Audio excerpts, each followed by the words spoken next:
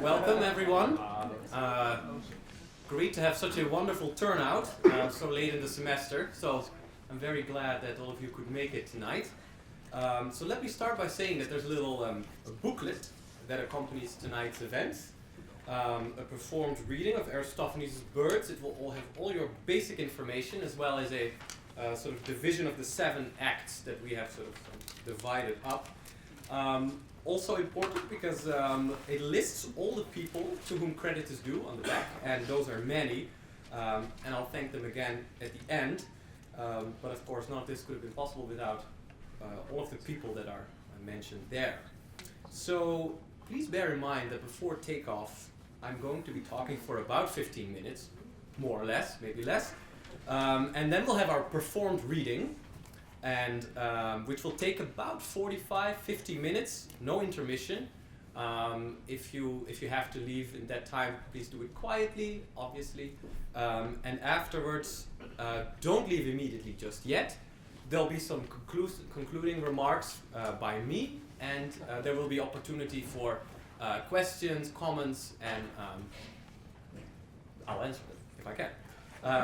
And then we can swoop down on our feast that will be provided for back there. So the booklet also says one thing or two about the background of this particular event, and I'd like to make some of that explicit first, because tonight's performance is part of and funded by the Mellon-Sawyer seminar, which has been organized here at Brown by Professor Sue Alcock, John Bodell, and Stephen Houston, under the larger umbrella for the Program of Early Cultures. And this program aims to expand our comparative framework of the ancient world beyond that of just the Mediterranean basis, and hence its interdisciplinary character has functioned as a great host for the particular theme of this seminary, namely animal magnetism, the emotional ecology of animals and humans.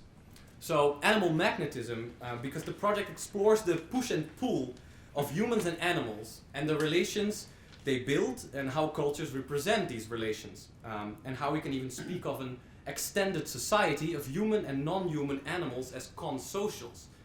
A society too that can be understood as sustaining an emotional ecology between and across species. So for the past year, in 3 workshops spread over the year, we have addressed issues pertaining to this animal magnetism in many and diverse papers, from the Emperor Nero dressing up as an animal for sexual pleasure, to the killing of zoo animals in wartime Japan, and from traditional avian pets of the Maoris and sacrificing llamas in the high Andes, to British lapdog poetry depicting woman-animal intimacy. But tonight our focus will be on the Mediterranean basis, on the classical Greek world, the rich heritage of Athens in particular. Here in 414 BCE, the playwright Aristophanes staged a comedy called Birds, in which 2 Athenian men convince the birds of the birds' own supremacy and persuade them to found their own city, suspended in mid-air, Cloud Cuckoo Land, Nephelokokougia in Greek. Alternatively, I've seen translations such as Cloud Cuckooville, which is the more city aspect, and Clouded Overland, which I don't think ever caught on, really. Historically, it's hard not to see the play as in some way a commentary, whether positive or negative, on the famous Sicilian expedition, launched in 415, which would prove pretty disastrous for Athens' chances in the Peloponnesian War shortly after. But as so often with ancient literature, attempts by scholars to find direct parallels and allusions and base their interpretations of the play on them have hardly been successful. So much so that for a long time the most popular interpretation of Birds was that of a mere Lustspiel, a fantastical extravaganza to escape the troubles of life, a midsummer's night dream. More recent interpretations, however, have focused on the juxtaposition of nomos and physis, roughly culture and nature, placing it in Greek intellectual debates on the origin of human ethics. The play can then be interpreted as a demonstration on how human civilization grows out of natural or animal savagery. And yet, conclusions may differ sharply. While some say that in the play, establishing cities is very much a bird affair, others conclude that the play shows how establishing cities is a typically human affair. I guess my response to that would be that in a way both are right. simply because in the play, birds are portrayed like humans and humans are portrayed like birds. In other words, on the comic stage, the boundaries between species are rather fluid. Greek vase painting offers some insight into sorts of animal choruses and how people may have dressed up as animals. We should know that Greek comedy uses a chorus, probably of 24 people. And here we see an example of what is actually a Pseuter at the Met of circa 520, 510 BCE, Attic red figure. And there's a dolphin riders, as you can see. And it's fun to note that the Pseuter would have been bobbed in the water, bobbing in the water, so that the dolphins would have appeared to dive under and over the surf. There's an aulos player on the other side, which suggests, or which strongly suggests, that this must be a chorus. There are also words coming from their mouth in retrograde, saying "upon the dolphin," and speculation has it that these could have been the first lines of the entry of a comic chorus. At the MFA in Boston, by the way, close by, so we can have a look sometime, there's a black figure drinking cup from the same period with a chorus of dolphin riders on one side, much like this one, and on the other side a chorus of ostrich riders. So that's another fun thing. A very famous one here is a people dressed up as horses, knights probably, ridden by other human beings. This is a black figure vase from Berlin, the Staatliche Museum. And again, it's the aulos player that really suggests that it is part of a comic chorus. Now, this one I'm going to skip tonight, but this one is really interesting. Here we see what was long thought, or maybe some people still think, to be part of Aristophanes' Birds. But rather recently, or not rather recently, but Oliver Taplin has shown in a paper that these are probably from Aristophanes' Clouds, the first edition, in which it is sort of scholiasts suggest that the two logoi that are debating in that play were depicted as cocks. You can see that they're sporting the phallus, which is a typical part of Greek comedy. But if you're really interested in that, I'm sorry to disappoint, but we will not be sporting phalluses today.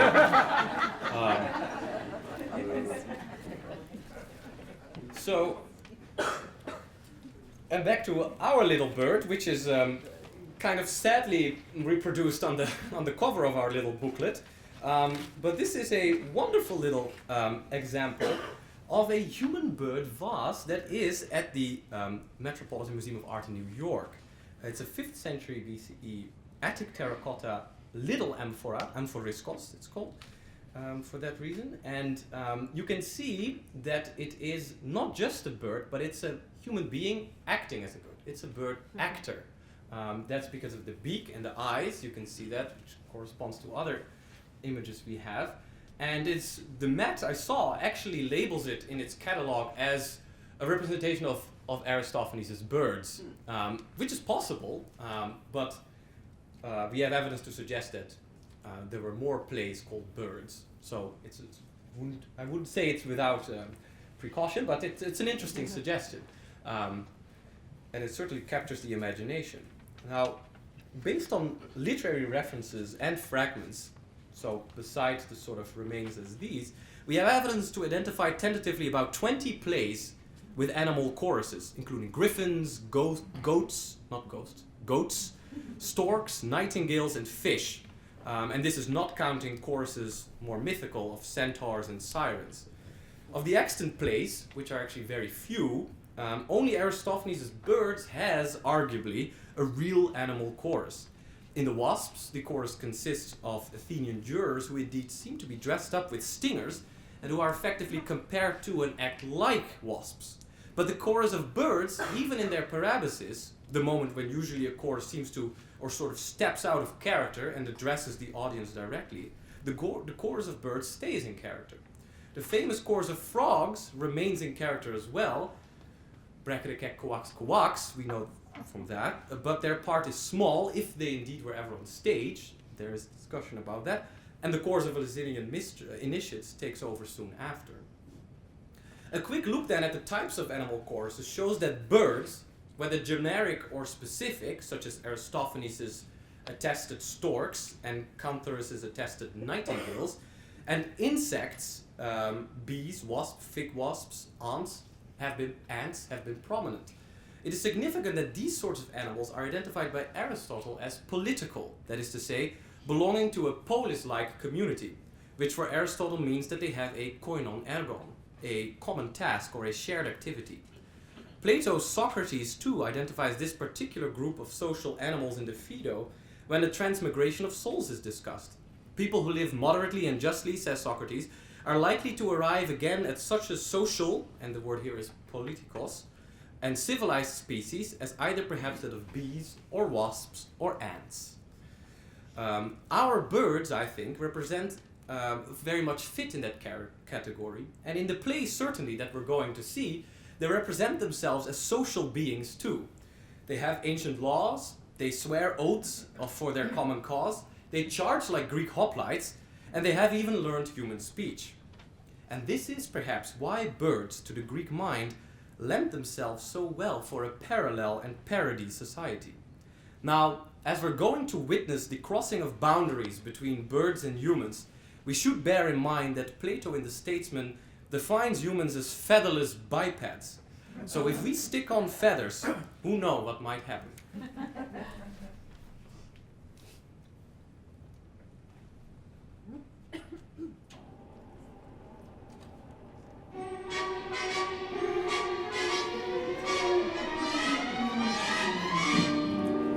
Come fly with me.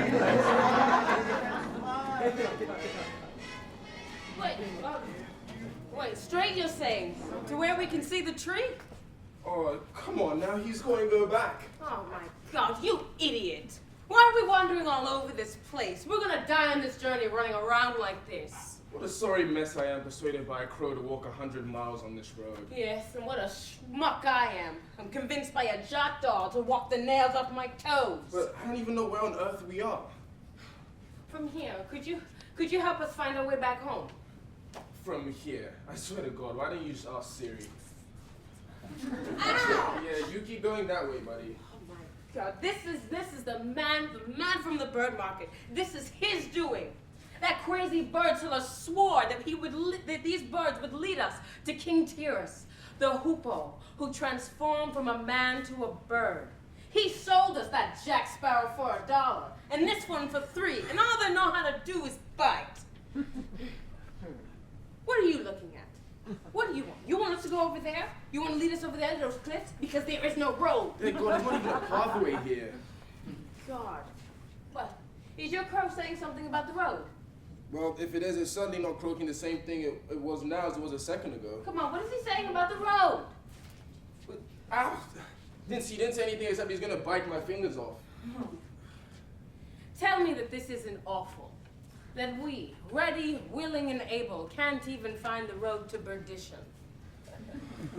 Because the malady, whoever is listening to what I'm saying, that grieves us, is the opposite of Elian Gonzalez. He is a non-citizen forcing his way in, whereas we, honored by flag and nation, citizens among citizens, have flown the coop from our homeland on our own 2 feet. And that's not that anyone scared us away. So, you see, we don't hate the city per se. And it's not that we don't wish for the city to bloom great and happy, open to all, to pay fines. Yes, the cicadas might sing on the branches for a month or 2, and the people, they sing day in, day out about lawsuits their whole life. It's their way, their nature, and it's on this account that we trek. All we have to our name is our flag, our constitution, and our bag of goldfish crackers. Traveling far and wide in search of a place free from busybody politics, where we might settle down and live out the remainder of our lives. We are on a quest to find King Tyrus, the hoopoe, and hoping to ask him if he has seen any such city which he has flown over. Hey. What? The crow, he's been telling me for a while to look up. Well, so is this jackdaw. He's looking up just like he was pointing something out to me. Oh, must be some birds somewhere around. We'll hear them if we make noise. You know what? You know what we should do? With your foot, kick the rock. What? No. Why don't you hit it with your head? It'll make more noise. Whatever. I'll just knock with the stone. Hello? Hello? Chewie, you can't call the hoopoe shouting below. You've got to go hoopoo-hoo, hoopoo-hoo. You're just gonna make me knock with the stone again. Yeah! Who are you? Shouting at my master? God, that thing. Oh, dear heaven! Are you two people bird catchers? What is so terrible that you can't speak more nicely? Oh, you're done for, humans. Aye, but we're not humans. Oh, well, pray then, what on earth are you? The shitterling. The German shitterling. Well, you're full of it. Well, just check my pants. And then what is this bird? Hmm? Can't answer that? I'm a crapper jay. The North American crapper jay. Shit's dead too. But by God's sake, what kind of beast are you? Beast? I am a butler bird. Were you beaten by some cock? Oh, no. But right around the time when my master became a hoopoe, he prayed that I too might transform into a bird so that he'd have an attendant and a servant. Well, does a bird really need a butler? Well, I imagine this bird does, seeing as he used to be a man. One minute he desires a tuna sandwich, so I grab a plate, and for tuna I run. But the next minute he wants pea soup, and he needs a spoon and a bowl, so I grab a spoon and a bowl. Oh, a roadrunner this guy is. So, you know what we want you to do, roadrunner? Call your master for us. But he just went to sleep. By God, after a sumptuous lunch of myrtle berries and gnats. So wake him up. I don't care. Well, I see clearly he'll be angry. But for your sake, I'll wake him. Bloody hell, that thing nearly killed me with fright. Oh, son of a bitch. My jackdaw flew away in fright.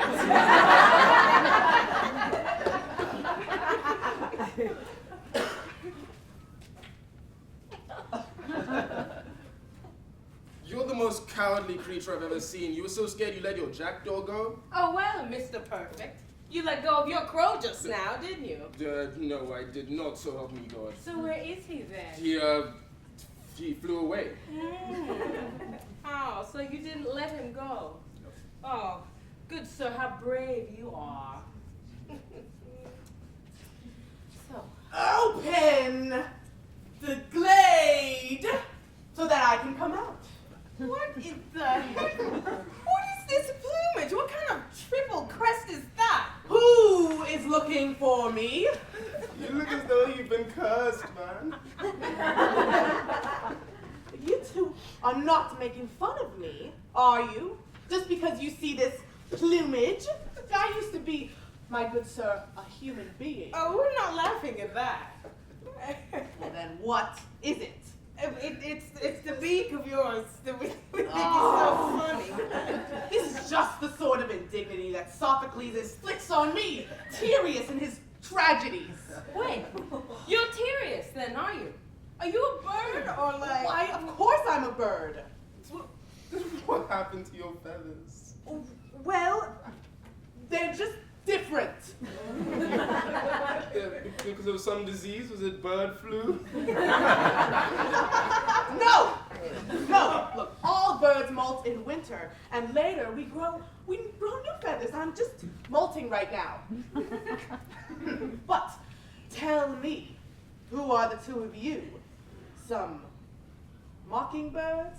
Pair of mockingbirds? Us, but we're mortals. Oh, humans? From what tribe? The one with the finest navy in the world. Oh, you're not jurors, though, are you? No, not at all. We hate juror duty. Need of what have you come here? Well, we want to talk to you. To me? What do you want to talk to me about? Well, it's because you were once a human being, like the two of us. You once owed people money, like the two of us. And you once enjoyed not paying them back, just like the two of us. But then, you changed your nature to that of the birds, and you've flown over the land and sea in circles, and you know everything that a man knows, and that a bird knows. That's why the two of us have come, to implore you. If you could point out to us some city that's woolly and fleecy, soft as a North Face jacket for us to go to sleep in. Well, then you're looking for a place that's greater than the land of the brave? Greater? Not per se, just one that suits us better. Oh, so you're clearly looking for something socialist. Oh. No, definitely not. Even the Che Guevara shirt makes me gag. All right. Then what sort of city would you most like to live in? A place where my greatest troubles would be like this.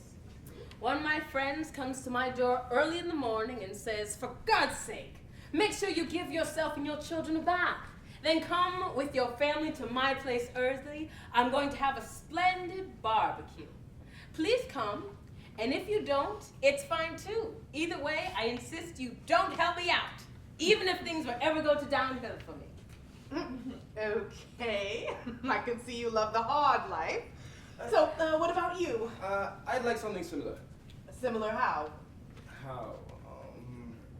Let's see, a place where the father of some fancy old boy would meet me and complain to me as if I'm the one who's wrong. What did you do to my son? You met him just after he left the gym, all pumped up and showered, and you didn't say hi, you didn't hug him, you didn't kiss him, you didn't even fondle his balls. What? And you're supposed to be an old family friend. What's wrong with you? Oh, bastard you are! What troubles you yearn for! Well, aloha! There is a happy place of the sort you're talking about. You should go to Hawaii. Oh, no. No island. No place where the IRS can pop up one morning and I can't make a proper run for it. Do you know any place on the mainland? Well, why don't you go and settle somewhere in Texas? No, Texas. Texas, didn't I just say I don't want to pay taxes? I have never been there, but I don't like the look of it. Well, there's also Canada up north. You could go live up there. Canada? You're serious? What? You for real? But tell me, what's life here among the birds like? You'd know about it. It's not a bad life, once you get used to it here. First of all, you live life without a wallet. Ah, Matt, you've taken a lot of trouble out of life with that one. And we feed in gardens on white sesame and yummy myrtle berries and poppy seeds and mint leaves. So you're into weeds. I suddenly like that. Oh. I suddenly see in this bird folk a great, mighty potential. Or at least there could be, if I can persuade you. Persuade us? Persuade us to do what? Well, to persuade you to do what? That's simple, of course. Found a single city of your own. What? What sort of city could we possibly found? We're birds. Oh my God, you're really that stupid bird brain. Look down. Okay. Yes, I'm looking. Why? Now look up. All right, I'm looking. Turn your neck around. Oh, that'll just be perfect if I now overstretch my neck. Well, what do you see? Clouds for sure. And the sky. Mm-hmm. This is surely a stage for the birds now, isn't it? A stage? Well, what do you mean? Well, one could call it a place, but because it is the scene of acting and everything that passes through it, it is certainly called a stage. But if you settle it and put up a fence and build a wall, then instead of being called your stage, it will be called your state. With that result, You will rule over men as you now do over gnats. And as for the gods, you'll starve them into submission, cause a great famine. But how? Well, surely the sky is between them and the earth. So then, just as we want to go cruising down south, they won't let us pass on the bloody interstate unless we pay toll. In the same way, when humans sacrifice to the gods, you won't let the savory aroma of those thigh bones pass through unless the gods pay you a toll. Yeah! Wow! Holy earth, snares, clouds, and nets. Never have I heard a cleverer plan. I'd love to found and live in a city with you. But that's if the rest of the birds agree. Well, who's going to explain it to them? Oh, well, you are. They used to be unintelligible with their twittering bird language, but I've spent so much time with them that I taught them human speech. Wow. Mm-hmm. So you can call them together here. Easy enough. I'll just go into my bush right over there and then wake up my nightingale and we'll call them. And if they hear our joint voice, they'll come running. Well, then, dear feathered friend, don't just stand there. Come on, I beg you, as fast as you can, into that bush of yours and wake up your nightingale.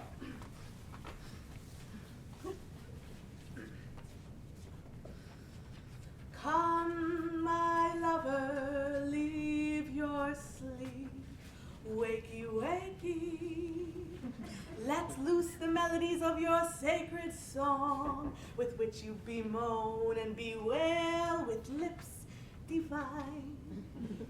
Our child of many tears, who once was yours and mine, quaking and quivering tones of trembling tongue, and your trilling throat, wakey, wakey. Through leaves of morning glory, pure and clear as rain, pours forth the echo to the abode of Zeus above, where golden-haired Apollo hears your strain, and in response to your lament of love, he plucks the lyre's chords in an ivory refrain, and stirs the gods to sing and dance, while from lips undying pours a harmony of godly crying in the blessed heavenly express. Zeus used the voice of that bird. She alone sugars up the whole area. Hey, what? Be quiet. Why? I think the hoopoe's going to sing again.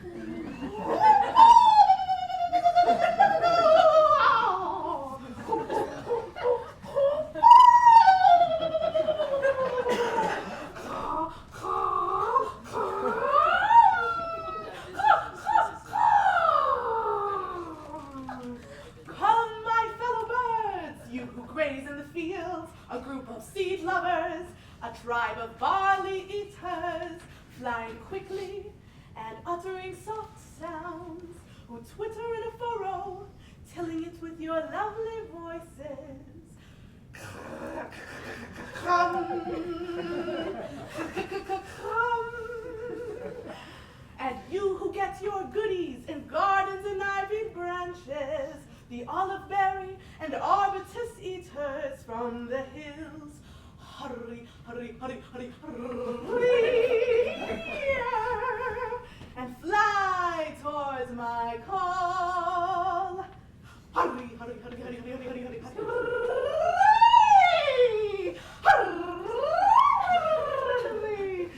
And you who gulp down bugs and gnats in swampy hollows, who live in the watery parts of earth and Marathon's lovely marshes, and the patterned feathered bird, the francolin, the francolin. And you whose tribes fly over the swelling sea with the kingfisher, come here to learn the news. All the groups of long-necked birds, we are gathering, gathering. a sharp human person has come with fresh ideas, a daredevil with fresh plans. Come all of you to hear him speak. Come, hurry, hurry, hurry here. Thinks. Kick a ball, kick a ball, kick a ball, kick a ball, kick a ball, kick a ball, kick a ball, kick a ball, kick a ball.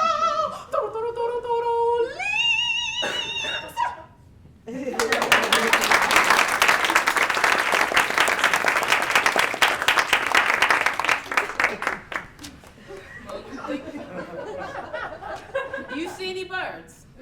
I certainly don't, even though I'm gaping mouth wide open at the sky. Then it seems to me the hoopoe went into her little bush and cock-a-doodle-doo for nothing.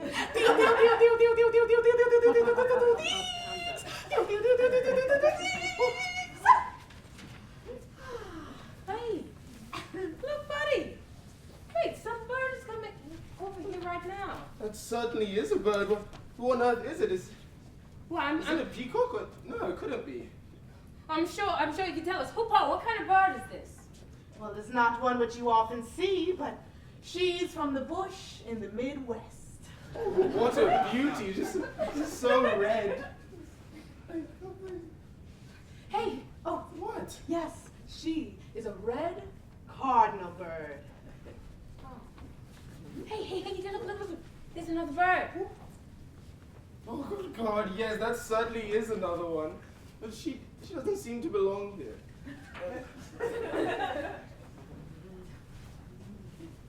Who art thou, O feathered one? What sayest thou of thyself? Oh, yes, she's a Persian peacock. Persian, oh my. If she is a Persian, how did she fly here without a magic carpet? Wow. But dear Lord, here's another funny sort of bright-colored bird. Oh, yes. What is this one called? It's a gobbler. There's another gobbler besides Chris Christie? I guess that explains all the traffic. Yeah, we better make sure the bridge is still open for the other birds. Do you see how many of these crazy birds have gathered here? Use a whole cloud of them. It's not possible to see the exit the way they're flapping. Is that even safe? Hey, that one's a partridge. And that one's a francolin. And that one's a duck. And there's a kingfisher. Oh, and, What's that one behind her? oh my God. Is that us? What is that? Where is it? Oh, yes, who is he, you ask? He is the fabled phoenix. Wait, and over there, is that one from the crow family? Wait, is that Russell or Cheryl? No, and there's a swallow. A swallow carrying a coconut? Oh, a jaybird. A turtle dove. A lark. A reed warbler. A pipit. A pigeon. A vulture. A hawk. A ringdove. A redshag. A firecrest. A kookaburra. A kestrel. A dabchick. A bunting. A A landermere. woodpecker. Wow, so many birds. Look at these blackbirds. How they chirp around, squawking. Hey, wait. Are they threatening us? Help! Hoopoe, help! They're gaping at us with their beaks. They look angry. It seems like that to me too. I think they're angry birds. Who has called me? Where is he perched? Here I am. I've been here all along. Ah, it's great to be amongst friends. What friendly news do you have for me? News that concerns us all. Safe and civilized, pleasant and profitable. As a matter of fact, 2 human beings, really refined reasoners, have come to me. Wait, where, how? What are you saying? Oh, I'm saying that these 2 fine bird lovers over there, yes, over there. They have come here from the land of humans, and they have come bringing the seed of a bright idea. You have made the biggest mistake I've ever heard of since I was hatched. What are you saying? Oh, calm down, old bird. Will you relax? No, no, no. What have you done to me? Oh, they're pretty passionate about our society, so I invited them in. Wait, so you actually have done that? Yes, of course, and I'm glad I did it. And are they among us now? Well, am I here among you? Of course they're here among us. We've been betrayed, backstabbed, and now we suffer pollution. Because he who was our friend, who eats his meals with us, who grazes the fields alongside of us, he has disobeyed our ancient laws, disobeyed the sworn oath of allegiance to the birds, called us to this tricky trap with beguiling words, ratted us out to the most wicked race you'll ever find. I mean, of course, our eternal enemy, humankind. We'll have a little discussion with him later. But as for these two over here, I think they should pay the price right now and be torn to pieces by us. All right, this is it then. It's all your fault. You got alone got us into this mess. I should never have let you lure me away from home. Well, it was nice for you following me around. So I could die here and cry my eyes out? What do you mean? No, you're just being silly. Of course we won't be crying our eyes out. How could you be crying your eyes out after they've already been pecked out? Tally-ho, charge attack. Unleash your deadly fury upon the enemy. Throw your wings around them and encircle them completely. We'll make both of them squall and squeak, and they won't escape being fodder for my beak. For there's no shady mountain, no misty cloud, no gray surging sea that will make these two escape from me. Come on, let us not wait any longer to pluck and pack them. Where's the squadron leader? Let him advance the right wing. Oh God, this is it. How can I escape? I'm dead meat. Hey, relax. Stay where you are, But they okay? can tear me to pieces like a bad piggy. Well, how do you think we're ever gonna get away from I them? have no bloody clue. Come on, then. I'm telling you, you should stand your ground and fight. Take up your goldfish. How are the goldfish gonna help us? Maybe someone throw them. Maybe they'll get distracted by them.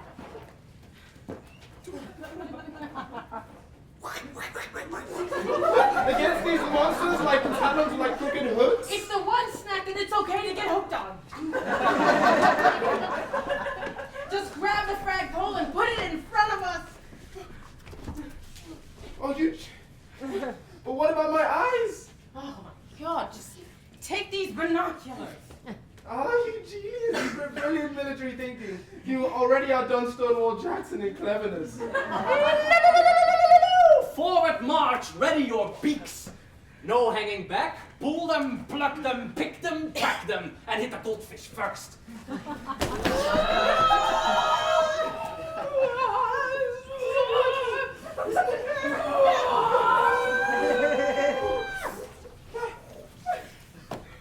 What?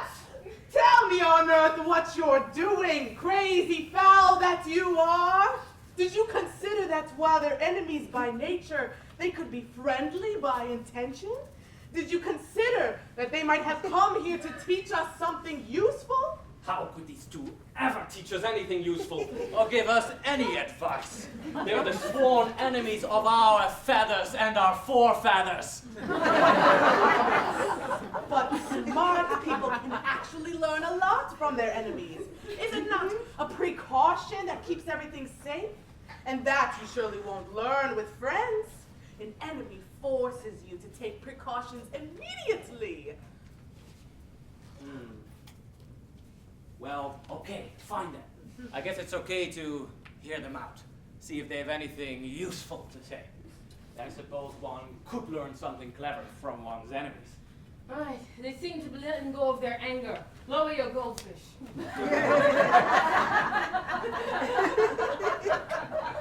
We don't want to egg them on. Step-by-step retreat.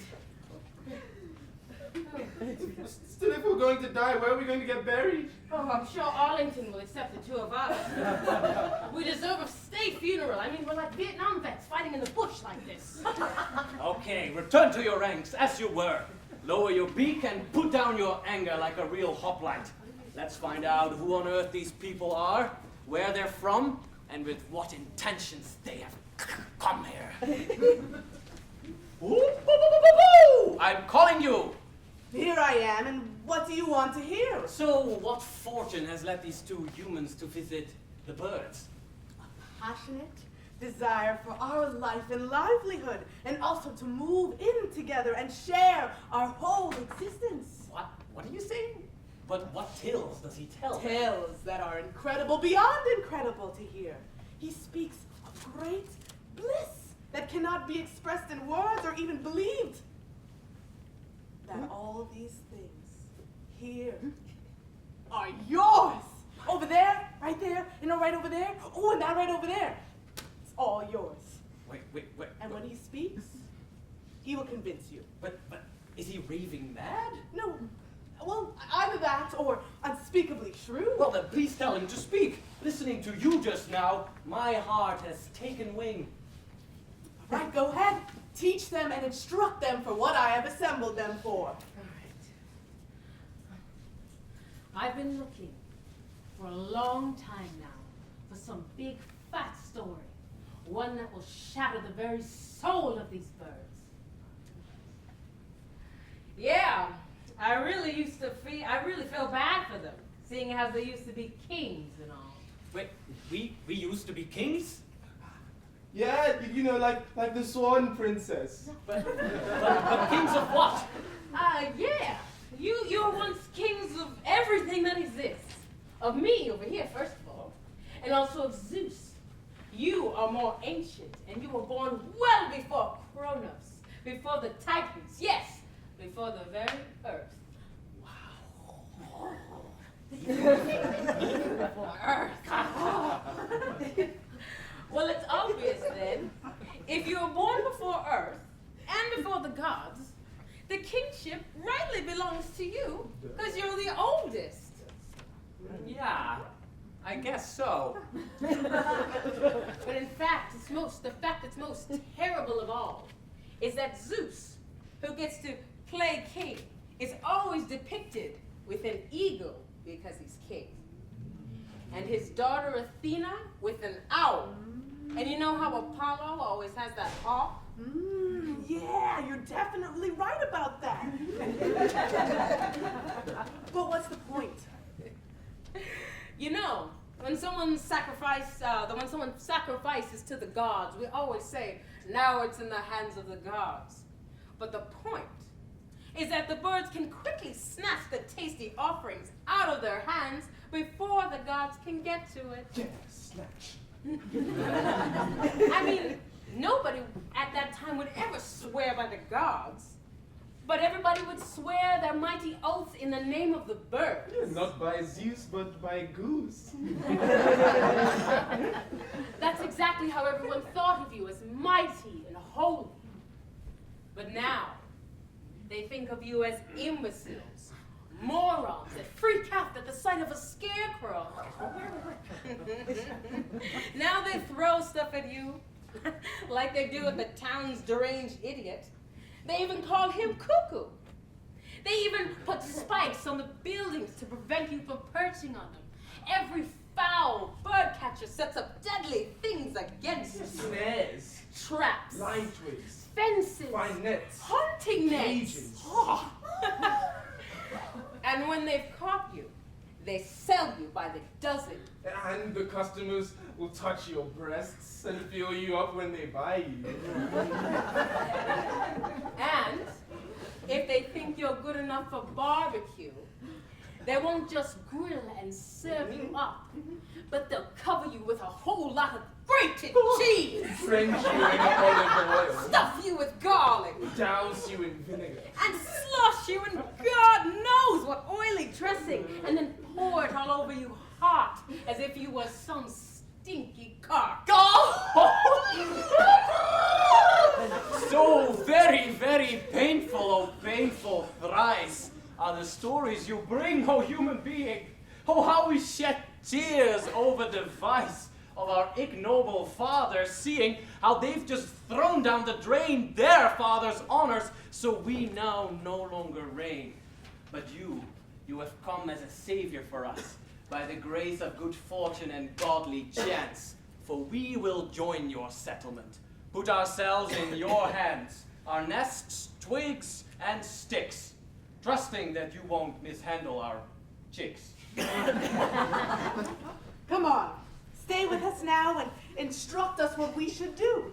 For now, life is not worth living for us, unless we can win back our kinship in whatever way. Great. Well, I instruct to you that first of all, there should be one city of the birds. And then you build a wall around that in the air in a circle. And all this space here in between. Wall it in with huge baked bricks, just like Babylon. Oh, thou Babylon, how broad thy walls, how thick thy gates, O great mother of prostitutes. Okay, well, and then when the roles have risen, I instruct that you demand your rule back from Zeus. And if he says no, and if he doesn't want to, and if he doesn't immediately admit defeat, then you declare a holy crusade against him, and you deny those horny gods passage through your territory, unlike before, when they used to come down for a thing with Europa. A little hanky-panky with Ganymede. Extracurricular activity with Semele. And if they still violate your borders, then just cock-block them completely. I also suggest that you send messenger hawks to the humans, telling them that from now on, everyone should sacrifice first to the birds, because the birds are now kings. And only after that can they sacrifice to the gods. They should assign appropriately to each god the bird that matches each of them.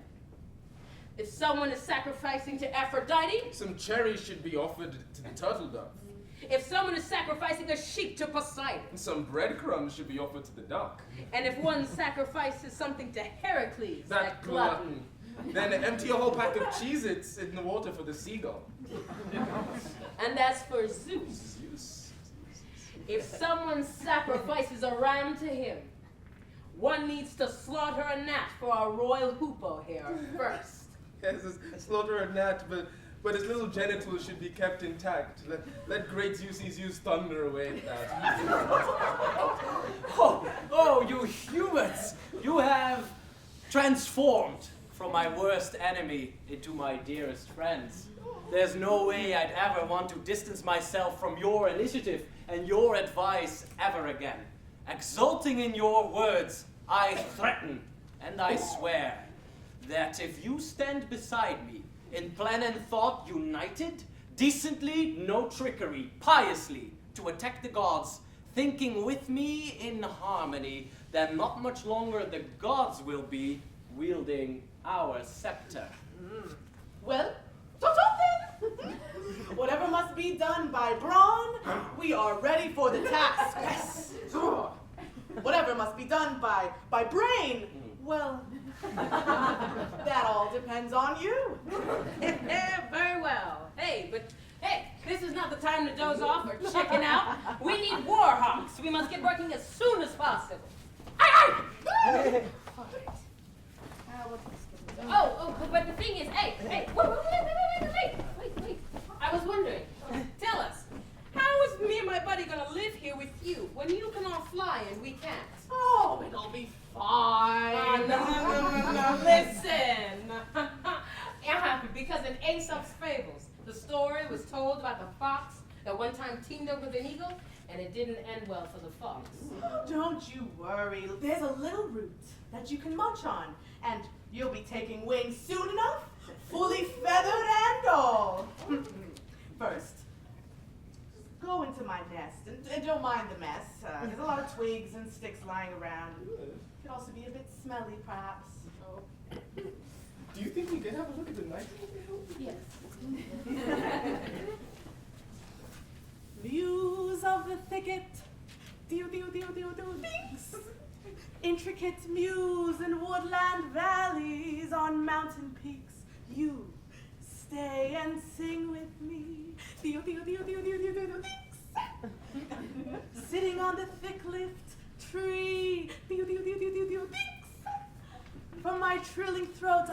bring to light sacred strains of melody.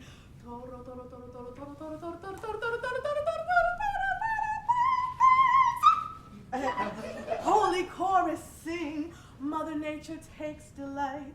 We're like young girls in a pillow fight. Elvis, Lady Gaga, tumbling Katy Perry. Stuck on the eternal food of music's blushing Gary. To sing immortal songs is what they endeavor. Feeding on the strawberry fields forever. Well, that was that. Good God, this is the funniest thing I've ever seen. What are you laughing at? Those ridiculous quills of yours. You know what you must look like all feathered up like this? So you look like a dodo bird at a battery farm. You look like a big bird after a cut in PBS funding.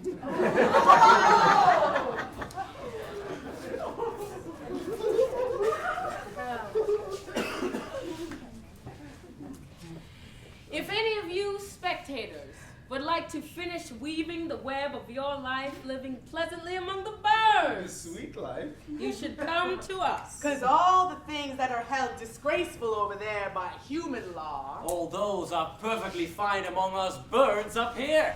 If your law finds it shameful to drive without a seatbelt, It's considered good behavior over here. Give your child an educational spanking. No problem. The woodpecker will even lend a hand. And jaywalking? All the blue jays do it. and if one of you happens to be a geeky dork, Covered in acne. Among us, you'll be called a speckled, mottled Franklin. and if you're an old professor, Wise and wrinkly. You'll be an owl among us birds. and if you're known to be a bit of a sneak, A pickpocket. a shoplifter, We'll just call you Magpie. We'll even fit Bernie Madoff with a pair of wings. and if you're Edward Snowden feels like taking flight, Let him become a crane. And migrate with them. As a brother. there's nothing better Nothing sweeter. than sprouting Your wings. wings. Say, if one of you spectators here were winged, then If you were hungry. And bored with this guy's lecture, you could have flown right onto your home. and had a snack. Oh, some chicken wings. And then, with a filled up tummy, you could have flown back here again. And if any one of you is having an affair, And sees the lady's husband right here in the first row. again you could have taken wing And flown off for a quickie. and quickly fly back here again. So you see, dear audience. It's totally worth it. Absolutely brilliant. To grow some wings and become Birds like us.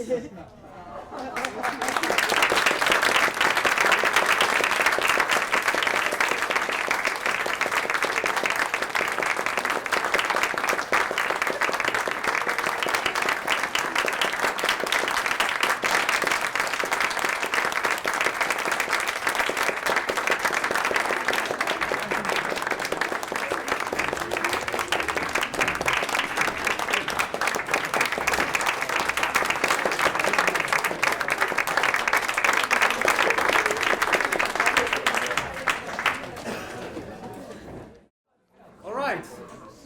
Thank you, everybody, for sticking with us birds this far.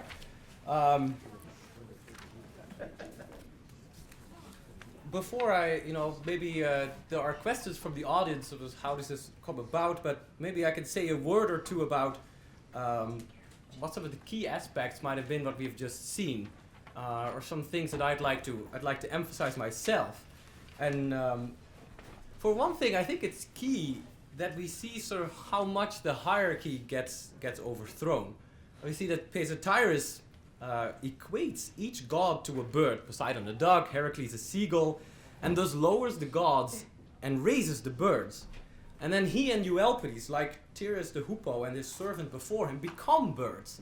But as we have seen, the human-to-bird transformations are also in themselves cause for mocking laughter. They look ridiculous. They all get mocked, each of them that transform. So, in a way, what we see, I think, is the sky, when it's colonized and settled with an avian polis, the city then can function like a double mirror, suspended in mid-air. So this newly founded polis is not just a lofty and silly empire, but also one that mirrors both what is above and what is below it. In this way, Cloud Cuckoo Land is very much like the old comic stage itself. It reflects and distorts both the human and the divine. When more humans are invited to Cloud Cuckoo Land later in the play, they too will be matched to appropriate birds, just as Bernie Madoff might be a magpie. Different individuals will be equipped with different sorts of wings, and in this way, the chorus of birds and their city turn Athens below and Olympus above topsy-turvy. Following the Hypotherius, the aviomorphosis of humankind can begin, but not to escape nor to recreate, only to comically reflect and satirically distort what is already there, the existing civic institutions of the Athenian polis, or as in our case, 21st century America.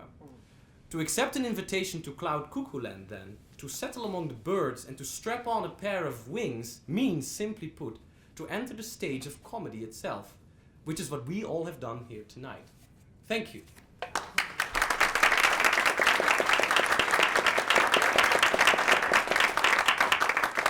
So let me briefly start, by thanking all of the cast, Lindsay Ford as Pesityrus, Dolapo as Euelpides, Becky as the Butler Bird and Tira as the Hoopoe. The Cardinal Redbird was Annie Craig, Persian Peacock was Mary Evelyn Ferrier, the Turkey was Annie Craig as well, and the Angry Birds chorus consisted of Adam Asher, Annie Craig, Mary Evelyn Ferrier, Tori Lee, Louis Zweig, and myself. The translators for this project have been Adam Asher, Mary Evelyn Ferrier, Oliver Lehman, and myself. And many thanks also to our costume and prop design, Lisa Bat-Parente. Background design by Aisha, my wife. Beautiful. And poster design was by Elise de Carteret, and catering tonight by Clive Vella. And of course, a special thanks to Sue Alcock, John Bodell, and Stephen Houston as the professors who have brought the Mellon-Sawyer here. Connie Crawford for her advice on the production. Sue Curry for her support. And Diana Richardson and Sarah Sharp for their, much work behind the scenes. So before we tally-ho toward maybe some snacks, hope it's not goldfish, because it's extra cheddar and I do not like those. We should see if maybe there are some questions of people that like to address certain things. This is the opportunity right now. John? Michiel, in making the translation, what were the main concerns you had to convey it to a modern audience? Yeah. We decided from the start that we would want it to be relatable to a modern audience, not just classic specialists from classics, because many jokes are very difficult to translate. First of all, because so many rest on type of associations and references that either we don't even get, or that are just very hard to carry over. Take, for example, even in our society, this is true, I think, when we consider that a Big Bird reference could work in this culture, considering Big Bird is a certain way. But for me, I have to be told, okay, it's different, because Big Bird in the Netherlands is actually blue and a girl. So there's always this extra sort of, what associations, therefore, the word Big Bird will bring up in me is different for other people. And it's in a way a big challenge to try to think of what would have been coming up in the mind of the Greeks who watched this. And I think therefore it's very fair to say that in no way did we reproduce anything like original play, the original play, I mean, but very much a play for our audience, and with jokes that we think can be understood by our audience. And that's the decision, of course. We decided, for example, it's difficult to, when you have these passages which are about fondling bowls of boys, which to the Greek mind some of the Greek minds might indeed have been a utopia and we now frown upon. We decided to keep that because we didn't want to stray too far. We played several times with changing it into someone's wife or someone's daughter behind the bleachers, but we decided, for example, to keep that one the same. Chris Chrissy here was a direct parallel to Cleonymus, the notorious, supposedly infamous gluttonous politician who was also a shield thrower, and then we sort of run with it ourselves. But yeah, so but it's a delicate balance and difficult sometimes, and but we hope that some of it came across. Well done. Thank you. How did you end up choosing this play? I mean, I'm glad you chose one besides, it's like probably a less performed play, I guess. Sorry? Why did you choose this play? Yeah, this play.